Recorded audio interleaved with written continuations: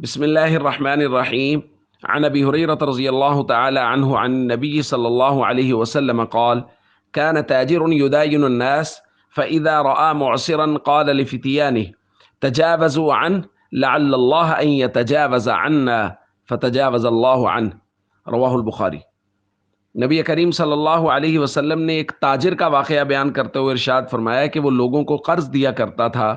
جب کسی غریب تنگ دست کو دیکھتا کہ یہ پیسے واپس نہیں کر سکتا تو پھر اپنے غلاموں کو، منشیوں کو کہہ دیتا کہ اس سے درگزر کرو، ہو سکتا ہے اللہ تعالیٰ اس کے بدلے میں قیامت کے دن ہم سے درگزر فرما دے۔ تو حضور علیہ الصلوۃ والسلام نے ارشاد فرمایا اس عمل کی وجہ سے اس کے فوت ہونے کے بعد اللہ تعالیٰ نے اس سے درگزر فرمایا، یعنی اس کی بخشش فرما دی۔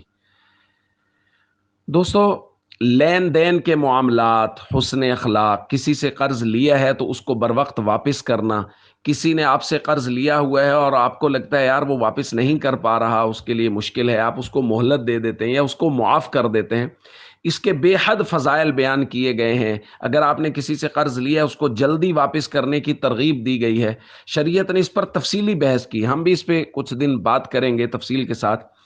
آج کے درس میں آپ غور کیجئے کہ ایک آدمی نے تنگ دست لوگوں کے ساتھ احسان والا معاملہ کیا، اس یقین اور امید کے ساتھ کہ اللہ اس کے بدلے میں ہمارے ساتھ، میرے ساتھ اچھائی والا اور درگزر والا معاملہ فرمائیں گے، تو اللہ رب العزت نے اس کے بدلے میں اس کو معاف کر دیا۔ اللہ کے نبی صلی اللہ علیہ وسلم بیان فرما رہے ہیں کہ اللہ رب العزت نے معاف کر دیا۔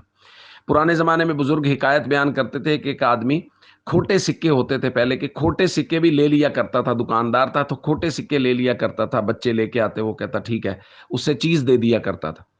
اللہ کے دربار میں پہنچا، بعد میں کسی کو خواب میں ملا تو انہوں نے بتایا کیا معاملہ ہوا، تو انہوں نے کہا اللہ رب العزت نے کہا تو میرے بندوں کے کھوٹے اور کھرے قبول کر لیا کرتا تھا، آج میں رب العالمین تیرے کھوٹے عمل بھی قبول کر لوں گا، تیرے کھرے عمل بھی قبول کر لوں گا۔